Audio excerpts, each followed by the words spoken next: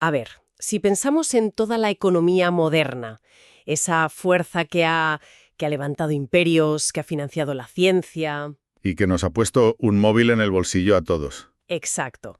Pues toda esa fuerza se puede resumir en una sola palabra: crecimiento. Pero esta obsesión que tenemos, esta fe casi religiosa en que el pastel económico puede ser siempre más grande, es en realidad una anomalía. Totalmente. Una idea muy, muy reciente. Durante milenios la gente pensaba justo lo contrario. La riqueza era un pastel de tamaño fijo. Si tú querías más, Tenías que quitárselo a otro. no había otra. El mundo era, para ellos, un juego de suma cero. Y esa es la gran pregunta que plantean las fuentes que tenemos hoy sobre la mesa. ¿Cómo se produjo ese cambio de mentalidad? O sea, ¿cómo pasamos de pelearnos por las migajas de un pastel estático a creer que podemos hornear uno nuevo, más grande, cada día? Pues eso es lo que vamos a intentar desgranar hoy. Para entender la escala de lo que estamos hablando, hay que mirar los números. Y la verdad, son brutales. Son una locura. Durante miles de años, la economía global apenas se movió. La producción por persona estaba prácticamente congelada. Los textos nos dan una cifra. En el año 1500, la producción mundial total era de unos 185.000 millones de euros. Que si lo divides entre la gente que había, te da una media de unos 400 euros por persona. Al año. Al año. Y esa cifra apenas varió durante siglos. Apenas. Y ahora, si saltamos a hoy, la producción global se estima en unos 45 billones de euros, con B. ¿Y la media por persona? Pues se ha disparado a 6.500 euros. Es que el subidón es una auténtica pasada. La gráfica se pone casi vertical. Vale. La pregunta es obligada. ¿Qué demonios pasó? ¿Qué motor se encendió para provocar esta explosión? Y la respuesta que proponen las fuentes a este misterio es una palabra que usamos todos los días, pero que, sinceramente, hasta que no he profundizado en esto, no había entendido su poder real. El crédito. El crédito. Ahí empieza la magia. Porque el crédito se basa en algo tan etéreo como la confianza en el futuro. Los textos usan un ejemplo buenísimo para explicarlo. El de la pastelería. Ese. Imagina que tenemos tres personajes. Una emprendedora, Juana Rosquilla, que sueña con abrir la mejor pastelería de la ciudad. Un constructor, H.A. Marrullero, y un banquero, Samuel Avaro. Vale. Marrullero, el constructor, acaba una obra, le pagan y deposita 1 millón de euros en el banco de Samuel Avaro. Perfecto. Así que ahora, en la caja fuerte del banco hay 1 millón de euros. Físicos, billetes. Contantes y sonantes. Exacto. Entonces llega Juana a la oficina de Avaro. No tiene un duro, pero tiene un plan de negocio espectacular. Le explica que su pastelería va a ser un éxito, que venderá croissants como churros. Y Avaro, el banquero, la escucha y se lo cree, confía en ella. Confía en ese futuro prometedor, así que le concede un préstamo de 1 millón de euros. Pero, un momento, no abre la caja fuerte y se los da en metálico, no. No para nada. Simplemente abre una cuenta a nombre de Juana y teclea. 1 millón de euros. ¿Y ya está? Ahora Juana tiene 1 millón en su cuenta. Sí. ¿Y qué hace con él? Pues contrata al constructor, a Marrullero, para que le construya la pastelería y le hace una transferencia por el 1 millón de euros. Vale. Y Marrullero, lógicamente, coge ese millón y lo ingresa en su propia cuenta, en el mismo banco. Y aquí viene el lío. Espera un momento. Si sigo la lógica, Marrullero tenía su millón inicial y ahora Juana le ha pagado otro millón. Así que ahora tiene 2 millones en su cuenta. Exactamente. Su extracto bancario dice que tiene 2 millones de euros. Pero eso no puede ser. El dinero físico en la caja fuerte del banco no ha cambiado. Sigue habiendo solo 1 millón. Esto suena a estafa. ¿Cómo es posible? No es una estafa siempre y cuando todos creamos en el futuro. Ese millón fantasma que ha aparecido de la nada está respaldado por un activo que aún no existe. La pastelería. La pastelería de Juana, que todos confían en que existirá y será rentable. El sistema funciona porque nuestra confianza en el futuro es tan real como los billetes en la caja fuerte. El crédito nos permite, literalmente, construir el presente con los recursos del futuro. Es alucinante. Y esto no es un ejemplo teórico. La banca moderna funciona así. Totalmente. Las fuentes mencionan que se permite a los bancos prestar hasta 10 euros por cada euro real que tienen. El 90% del dinero que vemos en nuestras cuentas no existe físicamente. Son solo apuntes contables. Un sistema construido enteramente sobre la confianza. Enteramente. Vale, entiendo la mecánica, es fascinante, pero si este truco del crédito es tan poderoso, Me explota un poco la cabeza que nadie lo usara a gran escala durante miles de años. Es una buena pregunta. ¿Qué pasaba? ¿A nadie se le ocurrió la idea de una pastelería? El callejón sin salida parece obvio. Sin pastelería no hay pasteles, sin pasteles no hay dinero. Sin dinero no hay constructor. Y sin constructor, pues no hay pastelería. Lo curioso es que la idea del préstamo existía, claro. El problema no era técnico, era de mentalidad. Faltaba ese ingrediente clave, la confianza en el progreso. La idea de que el futuro será mejor. Exacto. La creencia generalizada durante la mayor parte de la historia era que el futuro, en el mejor de los casos, sería igual que el presente. Y lo más probable es que fuera peor. Las épocas doradas siempre estaban en el pasado. Volvemos a la idea del pastel de tamaño fijo. Si la tarta no va a crecer, prestar dinero es un riesgo enorme. Claro. Si mi vecino abre una panadería, no es que vaya a crear nueva riqueza, es que me va a quitar clientes a mí. El éxito de uno es la desgracia del otro. Y esa mentalidad tenía unas implicaciones morales muy profundas. En muchas culturas, amasar una gran fortuna estaba mal visto, era pecaminoso. Si eras muy rico, daban por sentado que se lo habías robado a alguien. Que tu trozo del pastel era tan grande porque habías dejado a otros sin el suyo. De ahí vienen frases como la de Jesús y el camello pasando por el ojo de una aguja. Si no crees en el crecimiento, el crédito es peligroso, y la ambición es un vicio. El resultado es un ciclo de estancamiento. Poca confianza, poco crédito, crecimiento lento. Pero con la revolución científica todo salta por los aires. Nace la idea de progreso. La noción de que a través de la investigación y la innovación podemos mejorar las cosas. Y como dicen las fuentes, esta idea se contagia rápidamente a la economía. De repente, la gente empieza a pensar que la riqueza total del mundo sí puede aumentar. Y en 1776, un señor escocés llamado Adam Smith publica La riqueza de las naciones, que es como la Biblia de esta nueva religión.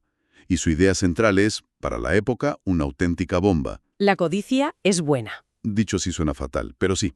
El afán de un empresario por aumentar sus beneficios privados es la base de la riqueza colectiva. Eso de que el egoísmo es altruismo suena muy bien en la pizarra, y es la defensa clásica del sistema. Pero las fuentes también deben señalar que es una visión muy optimista, ¿no? Desde luego. Asume que el empresario va a usar los beneficios para contratar a más gente y abrir más fábricas. Pero, ¿y si decide usar esos beneficios para, no sé, pagarles menos a los que ya tiene y quedarse con un margen todavía mayor? Es una objeción clave que los textos recogen, y volveremos a ella. Pero la lógica de Smith, que fue la que triunfó, es que al final el pastel crece para todos. Si yo me hago rico, tú te beneficias, porque necesitaré tus servicios, compraré tus productos, el dinero circulará. Por primera vez, el pastel empieza a crecer. Y aquí es donde Smith y los pensadores de la época introducen una distinción crucial, que se convierte en el pilar de la nueva ética capitalista. La diferencia entre riqueza y capital. Exacto. La riqueza es algo que se gasta en lujos que no producen nada. Piensa en un noble medieval con sus banquetes y sus ropajes de seda. O un faraón construyendo una pirámide. Es una demostración de poder, pero es dinero estancado. Correcto. Mientras que el capital es dinero y recursos que se reinvierten para aumentar la producción, usar los beneficios para montar una fábrica más grande, para investigar un producto nuevo. Para comprar maquinaria más eficiente. Eso es. De ahí nace el primer mandamiento del capitalismo, su dogma más sagrado. Los beneficios de la producción han de reinvertirse en aumentar la producción. Es un ciclo que se retroalimenta. Más beneficios llevan a más producción, que genera más beneficios y así. Hasta el infinito. Esto explica por qué un multimillonario de hoy, aunque sea infinitamente más rico que un rey del siglo XVII, a menudo vive de forma menos ostentosa. El noble se dedicaba a las fiestas, el CEO moderno se pasa el día en reuniones mirando gráficos, obsesionado con dónde reinvertir para que la rueda no pare de girar. Y claro, este nuevo motor de crecimiento no tardó en fusionarse con la otra gran fuerza de la época, el imperialismo europeo. Las conquistas ya no se financiaban solo con impuestos. No, cada vez más con crédito, con inversores que esperaban un retorno. El caso de Cristóbal Colón es paradigmático. Él no era un general, era un emprendedor con un PowerPoint buscando financiación. Totalmente. Y le dieron calabazas en Portugal, en Génova. Hasta que la reina Isabel de Castilla decidió apostar por su startup. Y el éxito de esa inversión fue tan brutal que generó una confianza inmensa en el potencial de estas expediciones. Y ahí, según los textos, nace el círculo mágico del capitalismo imperial. A ver, explícalo. Pues el crédito financia descubrimientos, los descubrimientos llevan a colonias, las colonias generan beneficios, los beneficios crean confianza en los inversores. Y esa confianza se traduce en más crédito para más conquistas. Un ciclo perfecto. Y nadie supo jugar este juego como los holandeses. Es una historia increíble. En el siglo XVI, España es la dueña del mundo. Holanda es un trozo de pantano en el norte de Europa. Y en menos de un siglo le dan la vuelta a la tortilla. Totalmente. Le roban a España el dominio de los mares. Y su arma secreta no fueron los cañones. Fue el crédito. Fue el crédito. Se ganaron la confianza de todos los financieros de Europa por dos motivos muy sencillos, pero revolucionarios. Primero, pagaban sus deudas. Siempre y a tiempo. Algo que no era muy común, imagino. Para nada. Y segundo, y esto es la madre del cordero, su sistema judicial era independiente y protegía la propiedad privada por encima de cualquier otra cosa. Hay una anécdota en las fuentes sobre dos hermanos banqueros alemanes. Uno se va a Madrid y le presta una fortuna al rey de España. Y el rey gasta el dinero en sus guerras y luego simplemente decide no pagar. El banquero se arruina. Mientras su hermano está en Ámsterdam. Le presta dinero a comerciantes que lo invierten, montan negocios, obtienen beneficios y le devuelven el préstamo con intereses. Y si alguno no paga, el banquero va a un tribunal que, sin dudarlo, embarga los bienes del deudor. El mensaje que recorrió Europa fue claro. Tu dinero está más seguro en manos de un mercader de Ámsterdam que en las del rey más poderoso del planeta. Y fueron estos comerciantes, organizados en las primeras sociedades anónimas, como la Compañía Holandesa de las Indias Orientales, la BOC, quienes construyeron el imperio. Vendían acciones a ciudadanos normales, repartiendo el riesgo, y con ese capital inmenso financiaban ejércitos privados. Pero, y esto las fuentes lo dejan muy claro, este modelo tan limpio en Ámsterdam se sostenía sobre una violencia brutal a miles de kilómetros. La BOC no era una empresa comercial, era un Estado-empresa con ejército y armada. El caso de Indonesia, Que gobernaron como si fuera su finca privada durante casi 200 años, es el ejemplo perfecto de cómo los beneficios que generaban esa confianza en Europa se extraían a un coste humano altísimo en las colonias. Y esto nos lleva de lleno al lado oscuro del sistema. Porque volvemos a mi pregunta sobre Adam Smith. La teoría es muy bonita, pero la avaricia, sin ningún tipo de control, puede llevar a sitios muy siniestros. La lógica del libre mercado te diría que si un empresario explota a sus trabajadores, estos se irán a la competencia. Pero ¿qué pasa cuando no hay competencia? O cuando todos los empresarios se ponen de acuerdo. El poder no está repartido por igual. No. Y el ejemplo más salvaje y a la vez más puro de esta lógica de mercado sin alma, según coinciden todas las fuentes, es el comercio de esclavos en el Atlántico. Y subrayan que no surgió del odio racial, aunque luego se usara el racismo para justificarlo. Nació de la fría e indiferente lógica de la oferta y la demanda. El motor fue el azúcar. La demanda en Europa se disparó. Las plantaciones en América requerían una cantidad ingente de mano de obra en condiciones inhumanas para ser rentables. ¿Y la solución que encontró el mercado? La más eficiente desde un punto de vista puramente económico. Fue secuestrar personas en África y llevarlas a la fuerza a trabajar hasta la muerte. Las cifras que dan los textos te dejan helada. Unos 10 millones de esclavos africanos importados a América entre los siglos XVI y XIX. El 70% de ellos para trabajar en las plantaciones de azúcar. Es que es duro pensar que esta operación masiva de sufrimiento humano no fue la obra de un tirano loco. Fue una empresa económica. Financiada por ciudadanos respetables de clase media. Exacto. Se financiaba con la venta de acciones en las bolsas de Londres, Ámsterdam y París. Un ciudadano compraba participaciones en un barco negrero, igual que hoy compra acciones de una tecnológica. Buscando una buena rentabilidad para sus ahorros. El inversor en Londres no veía a la persona capturada en el Congo, solo veía números en su libro de contabilidad. Hay una frase en el material que es demoledora. El capitalismo ha matado a millones no por odio, sino por una fría indiferencia ligada a la avaricia. Y no es un caso aislado. Las fuentes mencionan la gran hambruna de Bengala, donde la Compañía Británica de las Indias Orientales siguió exportando grano mientras morían 10 millones de personas porque era más rentable. O las masacres en el Congo del rey Leopoldo II de Bélgica, su colonia personal. Para explotar la industria del caucho. Se calcula que murieron entre 6 y 10 millones de personas. Una barbaridad.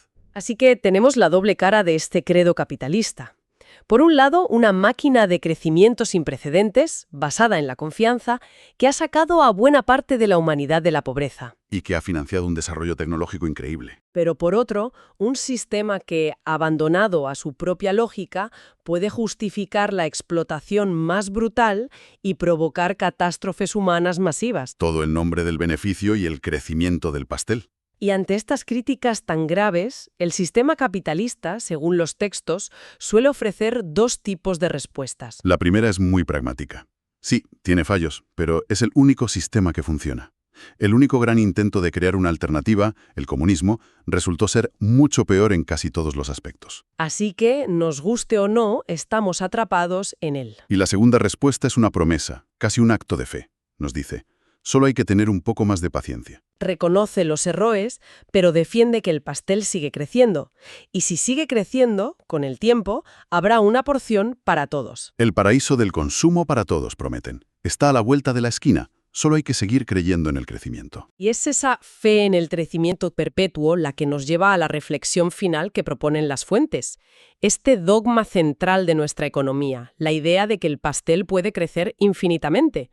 Se está topando con una realidad física que no podemos ignorar. Vivimos en un planeta con recursos finitos. La atmósfera es finita, los océanos son finitos, los minerales son finitos. Y la pregunta que queda flotando en el aire y con la que cerramos este análisis es a la vez sencilla y aterradora.